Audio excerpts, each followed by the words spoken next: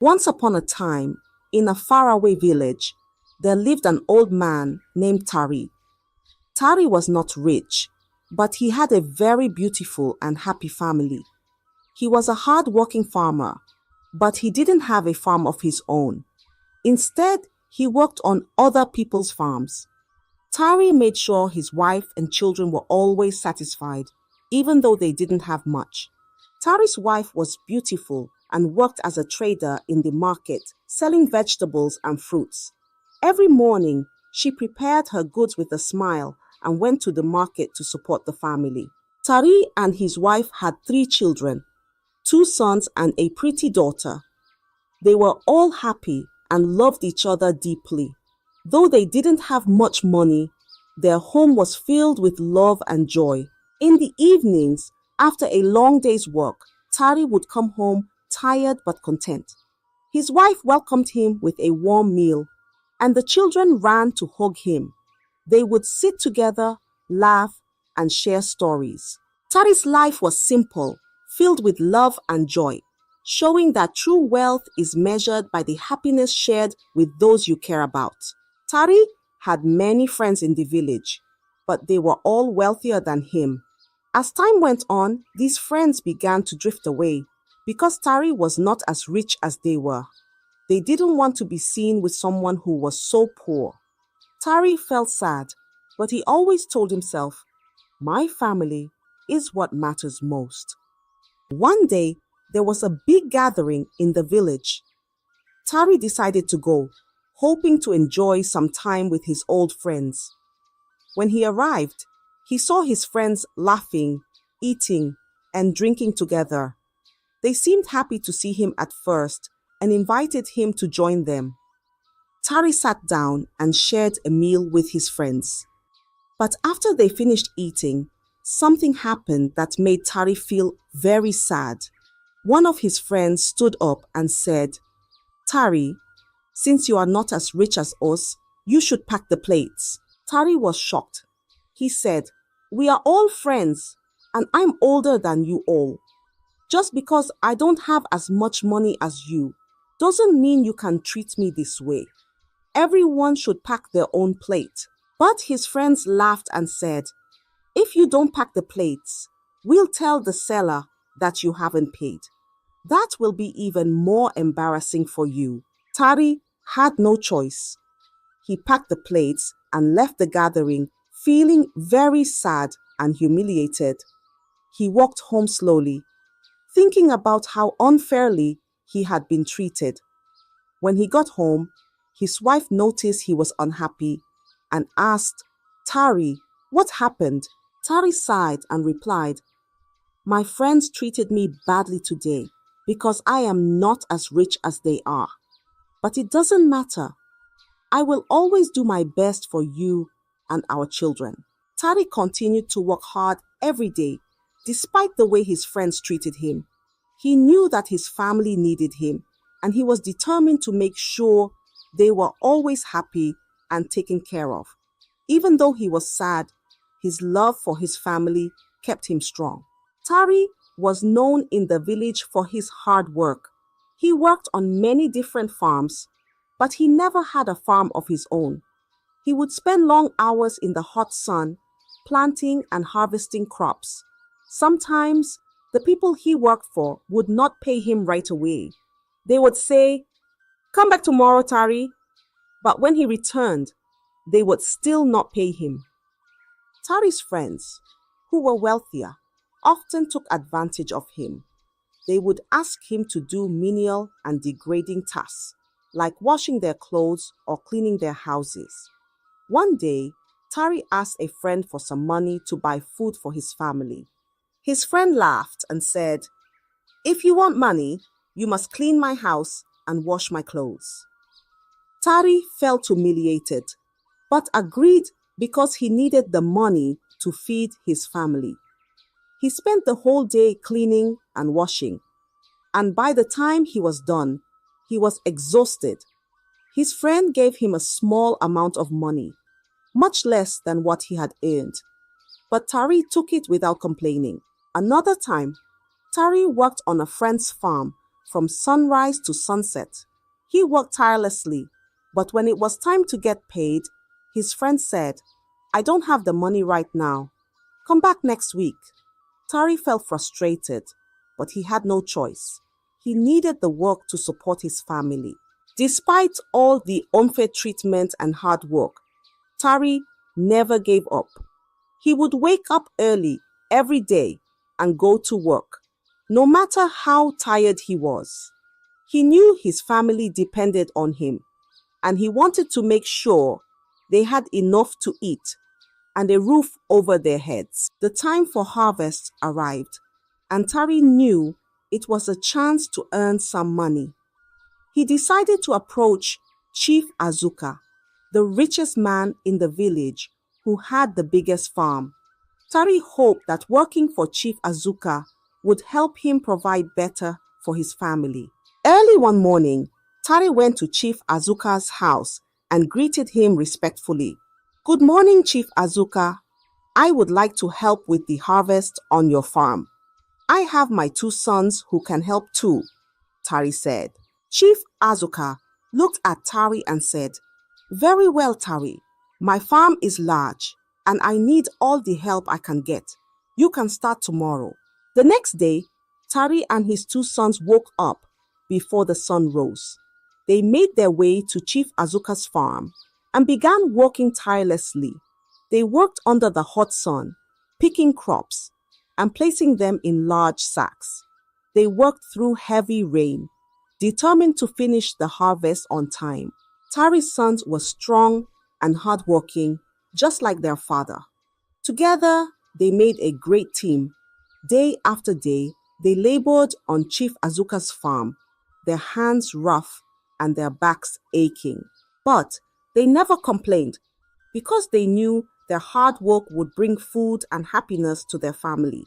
Finally, after many days of hard work, the harvest was complete. The crops were neatly packed in sacks and stored in the barn. Tari felt a sense of accomplishment and relief.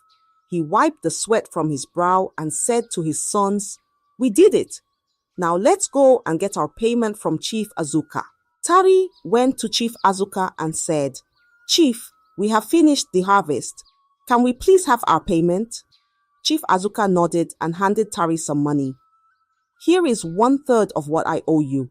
Come back tomorrow for the rest," Chief Azuka said. Tari was surprised. Chief Azuka had never asked him to return for the rest of the payment before, but he took the money and thanked the chief. When Tari returned home, he gave some money to his wife and said, "Cook a delicious meal for the children tonight. They deserve it." That night, Tari's wife noticed he was not sleeping. She turned to him and asked, "Tari, why are you so moody? Did something happen at Chief Azuka's farm?" Tari sighed and replied, "Chief Azuka did not pay me fully. He told me to come back tomorrow for the rest. I am worried because he has never done this before." His wife hugged him and said, "Don't worry, Tari. You have worked hard and everything will be fine. Let's enjoy our meal with the children tonight." Tari nodded and tried to put his worries aside. He knew he had to go back to Chief Azuka the next day to get the rest of his payment. Despite his concerns, he remained hopeful and continued to focus on his family, who were his greatest source of strength and happiness. The following day, Tari returned to Chief Azuka's house to collect the remaining payment for his hard work. As he approached the chief's grand house, Tari felt a mix of hope and worry. He needed the money, but was wary of the chief's unexpected generosity from the previous day. Chief Azuka greeted Tari with a warm smile. "Ah, Tari, welcome back. Come, sit with me. Let us share some food and drink," he said, gesturing towards a table laden with delicious food. Tari hesitated but sat down as the chief's maid served him. The hospitality felt unusual, and Tari couldn't shake the feeling that something was amiss. However, he decided to listen and see what Chief Azuka had to say. After they had eaten, Chief Azuka leaned back in his chair and said, "Tari, you have worked hard all your life. You deserve more than just a few coins for your labor. I have an opportunity for you to become rich without all this hard work. You just have to see my old friend at the edge of the forest." Tari was taken aback. "Chief Azuka, what do you mean? How can I become rich without working hard?" The chief smiled and replied, "There is a way, Tari, a way that requires a small ritual, but no bloodshed. You are getting older, and soon you won't be able to provide for your family through physical labor. Think about it." Tari's heart raced. The idea of becoming rich without hard work was tempting, but he was also cautious. "I don't know, Chief Azuka. This sounds risky. What kind of ritual is this?" Chief Azuka reached into his robe and pulled out a large bundle of money. He handed it to Tari and said, "Here, take this. It is 10 times the amount I owe you. Think of it as a gift, a small taste of what you could have. Take your time to decide. There is no rush." Tari's eyes widened at the sight of so much money. He had never seen such a large sum in his life. He took the bundle with trembling hands and thanked the chief. "Thank you, Chief Azuka. I will think about your offer and let you know my decision." As Tari walked home, his mind was filled with conflicting thoughts. The money in his hand felt heavy, and the offer weighed even heavier on his heart. When he arrived home, his wife saw the bundle of money and her eyes widened in surprise. "Tari, where did you get all this money?" she asked. Tari sighed and explained everything that had happened. "Chief Azuka gave me this money and made an offer for easy riches. He said it involves a ritual but no bloodshed. I don't know what to do. It's so much money and it could change our lives." His wife listened carefully, her face full of concern. "Tari, this offer sounds too good to be true. We have always lived honestly and worked hard for what we have. Be very careful. Easy riches can bring great trouble." Tari nodded, knowing she was right. "I will think about it carefully. We must not rush into anything that could harm our family." That night, Tari lay awake, staring at the ceiling.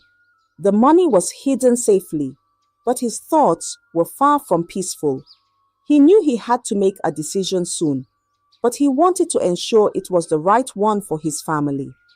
The promise of easy riches was tempting, but the unknown risks kept him cautious. Tari spent the next few days wrestling with Chief Azuka's offer. The bundle of money was a constant reminder of the wealth that could be his. He thought about his family, his children's future, and the endless struggles they had faced. The temptation of an easier life was hard to resist. One evening, as the sun set, Tari made up his mind. He decided to accept Chief Azuka's offer, hoping it would bring prosperity to his family. He told his wife, "I have made my decision. I will go to the forest's edge tomorrow and meet the old man for the ritual." His wife looked at him with worried eyes, but nodded. "Tari, please be careful.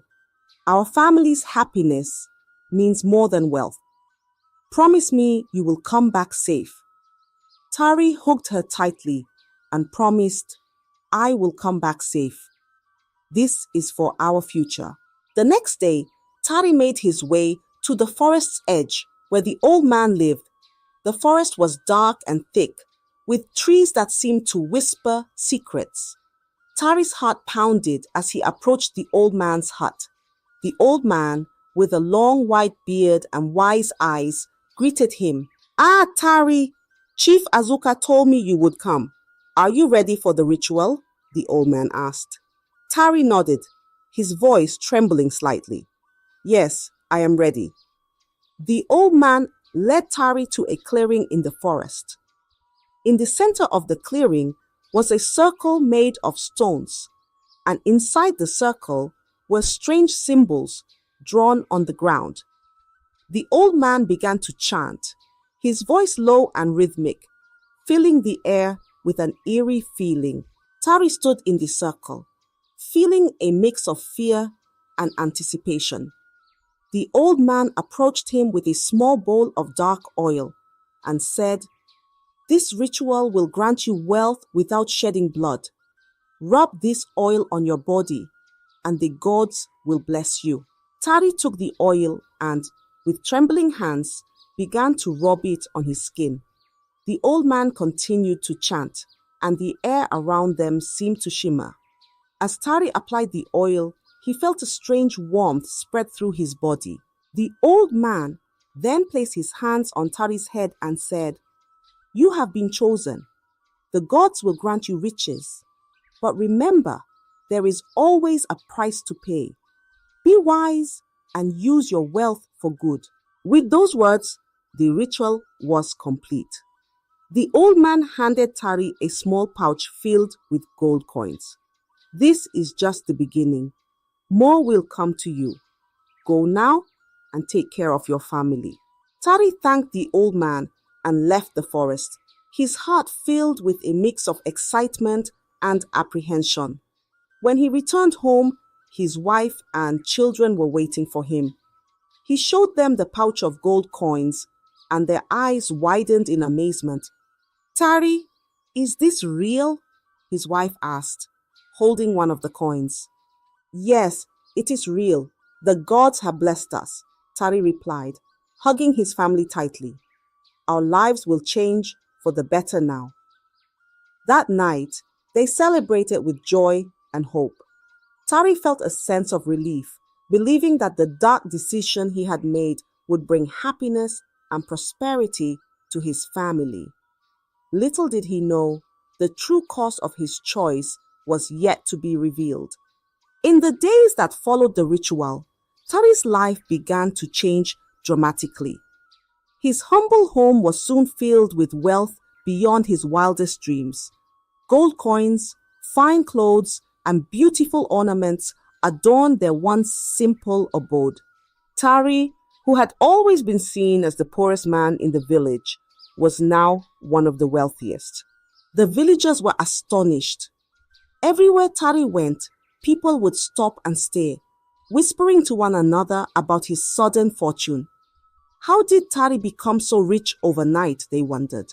Some speculated that he had found a hidden treasure, while others believed he had been blessed by the gods. Tari's friends, who had once shunned him because of his poverty, now flocked to his side, eager to bask in the glow of his newfound wealth. They praised him, invited him to their homes, and treated him with the respect they had previously denied him. But Tari remembered how they had treated him before, and he was cautious in his interactions with them. At home, Tari's family was overjoyed with their new lifestyle. His children wore fine clothes and had plenty of food to eat. They could now afford things they had only dreamed of. Tari's wife, however, felt a mix of joy and concern. She loved seeing her family happy, but she couldn't shake the unease about the mysterious source of their wealth.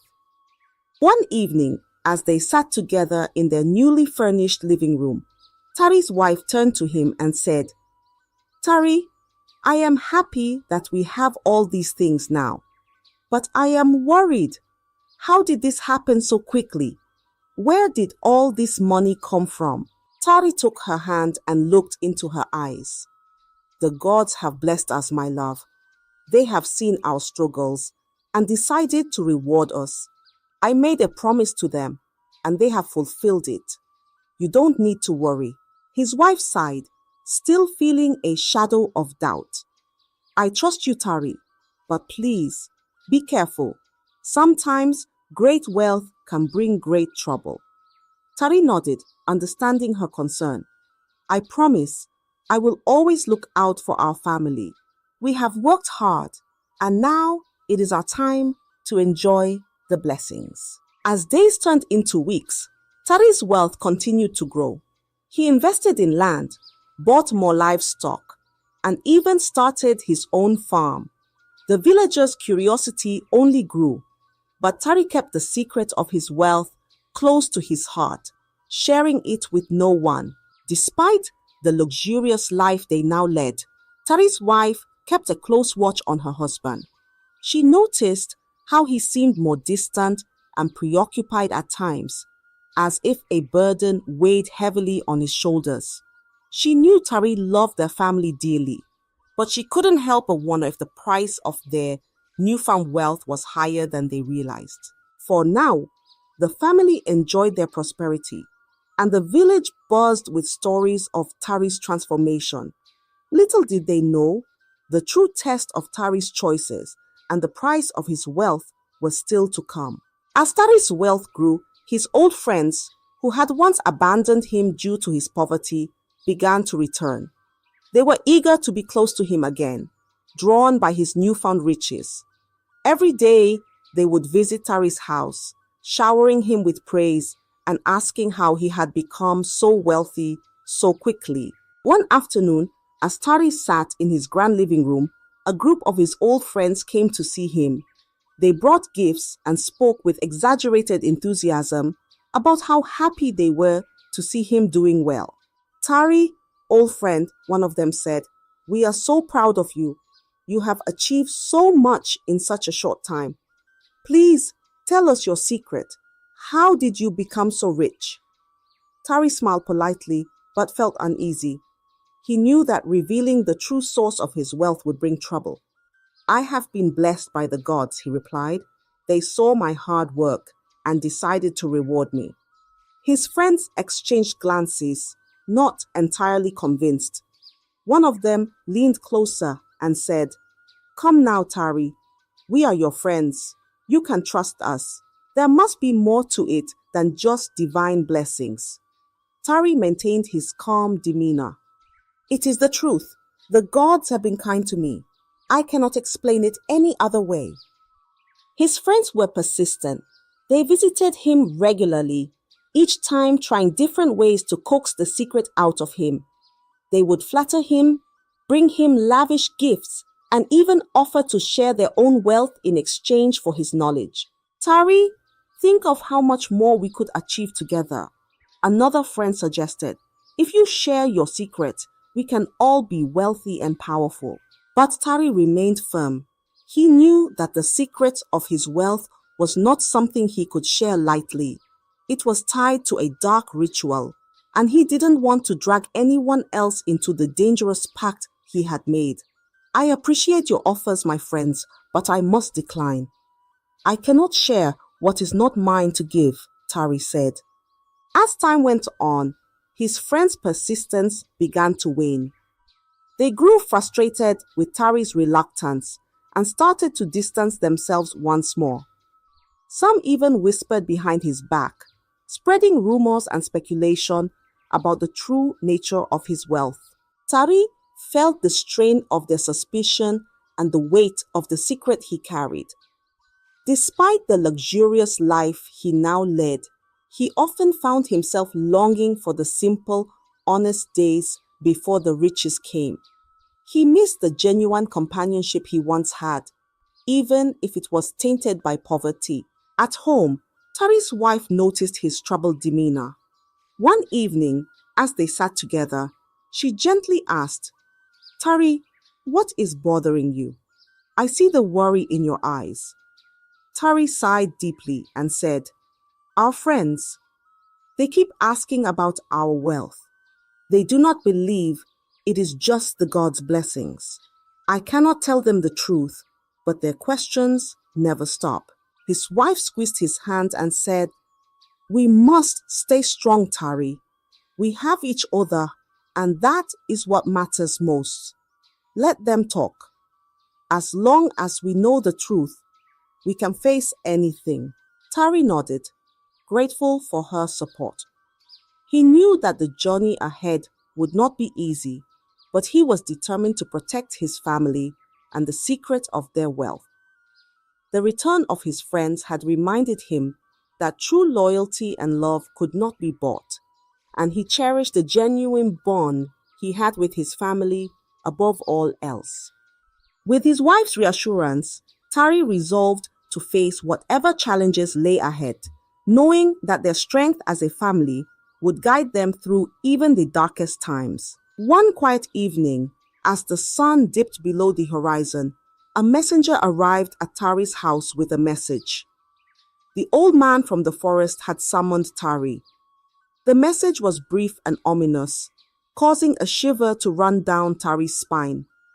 He knew that the old man's summons could only mean one thing: a demand. The next morning, Tari made his way to the edge of the forest where the old man lived. His heart pounded with each step, dread gnawing at his insides. When he reached the old man's hut, he found the old man waiting for him, his expression grave. "Tari," the old man said, his voice as ancient as the trees around them. "The time has come for you to fulfill your part of the bargain. The gods demand a sacrifice." Tari's heart sank. "What kind of sacrifice?" he asked, his voice trembling. The old man looked at Tari with piercing eyes. "You must sacrifice your only daughter, Amina, to the gods. It is the price for the wealth you have received." Tari staggered back, his mind reeling with horror. "No, not Amina. She is my only daughter. I cannot do this." The old man's face remained impassive. "If you do not fulfill the god's demand, you will lose everything: the wealth, your sanity, and your life. The gods will take back their blessings, and you will be left with nothing." Tari felt as though the ground had shifted beneath him. The thought of losing Amina was unbearable. She was the light of his life, kind and gentle, loved by everyone in the village. He could not fathom the idea of sacrificing her. "Please, there must be another way," Tari pleaded, his voice breaking. "I cannot harm my daughter." The old man shook his head. "There is no other way. You have 7 days to make your decision. If you do not sacrifice Amina, the gods will take her themselves, and you will suffer the consequences." Tari returned home, his mind a whirlwind of fear and despair. He couldn't share this burden with his wife. The thought of telling her was too much to bear. Tari couldn't sleep. The old man's demand haunted him. Sacrifice Amina? How could he even think of it? Yet the threat was clear. Refuse and he would go mad, and his secret would be exposed.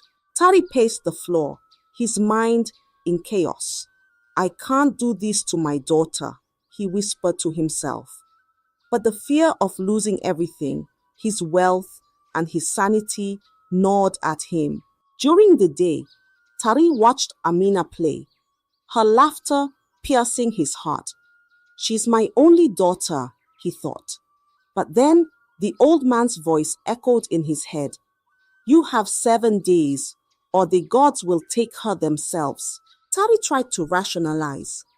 "I still have 2 sons," he thought. "They can carry on the family name." He knew it was a terrible thought, but the fear of losing everything pushed him closer to making the unthinkable decision. His wife noticed his turmoil. "Tari, what is wrong?" she asked, but he couldn't tell her. He just shook his head, muttering, "Everything will be fine." The days passed, each one heavier than the last. On the 5th day, with his heart breaking, Tari finally decided to follow through with the ritual. The fear and the old man's threat left him feeling like he had no choice. He hoped somehow this terrible act would protect the rest of his family. But the decision tore at his soul, and he knew he would never be the same again. On the 5th night, Tari's heart was heavy with dread. He prepared the drink and the black oil as instructed by the old man. His hands shook as he mixed the concoction, knowing the terrible purpose it served. Tari found Amina playing in their yard. "Amina, come here," he called softly. She ran to him with a smile, trusting her father completely. "Drink this, my dear, and use this oil. It's very important." Amina hesitated, but took the drink. "Okay, father," she said, trusting his words. She drank the potion and took the oil. As the potion took effect and Amina fell unconscious, Tari's heart broke. He carried her to the forest, each step feeling like a weight on his soul. Tari reached the clearing where the ritual was to take place. He laid Amina gently on the ground, her face peaceful and unaware of the horror about to unfold. He took a deep breath, his hands shaking as he prepared to complete the ritual by pounding her in the mortar that the old man had prepared. "I'm so sorry, Amina," he whispered, tears streaming down his face. He knelt beside her, the weight of his decision crushing him. Just as he was about to proceed, a piercing scream shattered the silence. "Tari, no!" It was his wife, her voice filled with desperation. She had followed him, suspecting something was terribly wrong. The villagers, awakened by her scream, rushed to the forest, their torches lighting up the darkness. They found Tari, kneeling over Amina, and quickly restrained him. His wife ran to Amina, tears streaming down her face as she cradled their daughter. "What have you done, Tari?" she cried, her voice trembling with shock and grief. The villagers took Amina to the herbalist, hoping to undo whatever had been done to her. Tari was left behind, his heart shattered by the enormity of his actions and the realization of what he had almost done. That night, Tari was tied up and kept in his compound. The villagers guarded him, their faces filled with a mixture of anger and pity. Tari's wife wept throughout the night, unable to comprehend how her loving husband could be driven to such a terrible deed.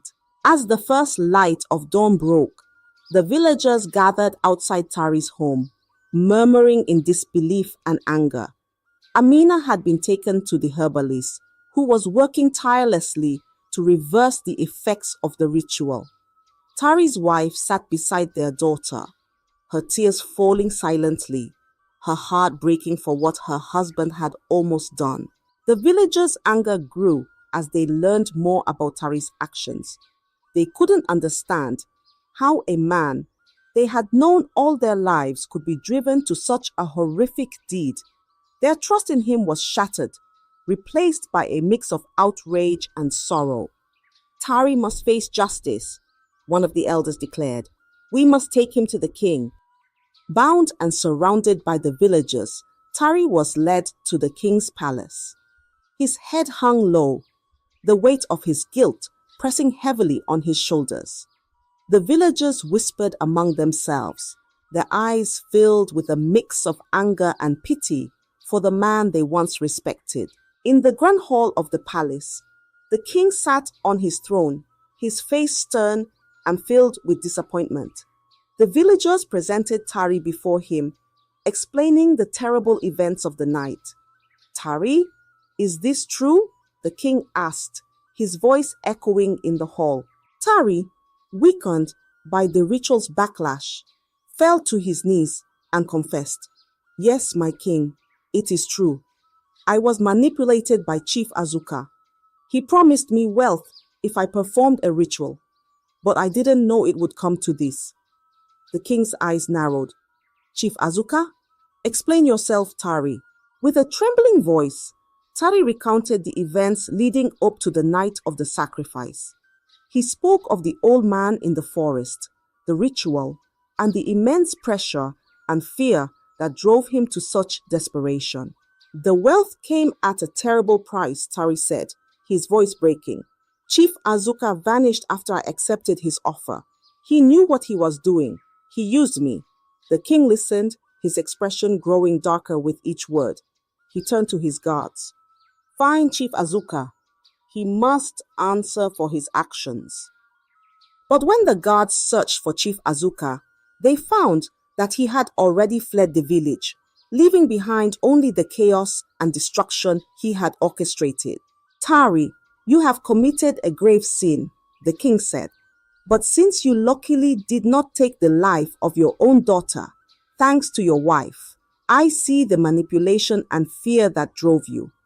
Your punishment will be severe, but your life will be spared. You will spend the rest of your days in prison, where your wife and children could come and see you often. But you'll work to atone for your actions. Tari bowed his head, accepting his fate.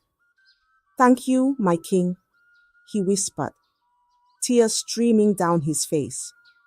The villagers dispersed, their hearts heavy with the weight of what had transpired. Tari's wife returned to the herbalist's hut, where Amina was slowly recovering. She knew their family would never be the same, but she held on to hope that they could find a way to heal. As Tari was led away to his prison cell, he felt a deep sense of regret. He had lost everything he had ever worked for, all for the promise of easy riches. The love and happiness of his family, once his greatest treasure, had been shattered by his own choices. In his cell, Tari vowed to spend the rest of his life atoning for his sins, hoping that one day his family might find it in their hearts to forgive him. As Tari lay in his cell, the sounds of the village echoing faintly in the distance, he found a measure of solace. He had paid a high price for his wrong choices, but he hoped that his story would serve as a lesson to others. The love of family and the integrity of one's character were treasures far greater than any amount of gold. Tari's tale spread throughout the village, a reminder of the dangers of greed and the true meaning of wealth. Though he spent his remaining days in captivity, Tari's heart found some peace in knowing that his family had forgiven him and moved on to live good, honest lives. I hope you enjoyed the story. If so, please like the video, comment what you learned from the tale, and don't forget to subscribe to the channel for more enchanting tales just like this one. Thank you.